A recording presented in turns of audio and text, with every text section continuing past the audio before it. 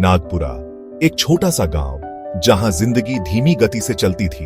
यहाँ के लोग सरल थे, दिल के साफ। गांव के बीचों बीच एक विशाल बरगद का पेड़ था जो सदियों से गवाह था यहाँ की कहानियों का। इसी गांव में रहता था शिवा, जो गांव वालों के लिए एक रहस्य था। शिवा गांव के मुखिया के घर दामाद था। दिन में वो एक साधारण इंसान था जो घर के कामों में अपनी पत्नी का हाथ बंटाता। वह खेतों में काम करता, जानवरों की देखभाल करता और गांव वालों की मदद के लिए हमेशा तैयार रहता। गांव वाले उसे पसंद करते थे।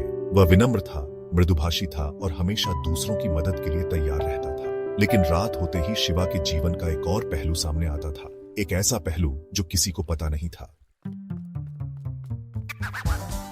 सुबह की पहली किरण के साथ ही शिवा अपने दिन की शुरुआत करता। वह सबसे पहले कुएं से पानी लाता, फिर गायों को चारा देता।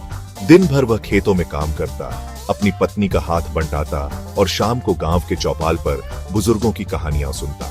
लेकिन जैसे ही सूरज डूबता और अंधेरा छा जाता, शिवा एक अलग ही रूप में आ जाता। वह चुपके से घर से निकलता और गांव के बाहर शिव मंदिर की ओर जाता। यह मंदिर सदियों पुराना था और यहीं पर शिवा अपना असली रूप धारण करता।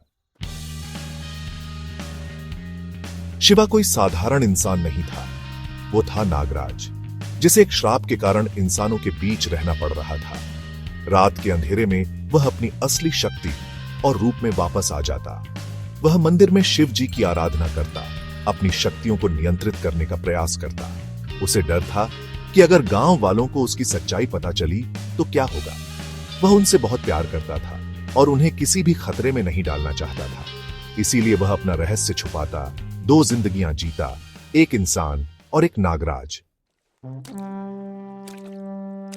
एक रात शिवा मंदिर में था, तभी उसने कुछ अजीब आवाजें सुनी। जब वह बाहर आया तो देखा कि कुछ लोग मंदिर के पास खजाना ढूंढ रहे हैं। शिवा को समझते देर न लगी कि ये लोग खतरनाक हैं और गांव के लिए मुसीबत बन सकते हैं।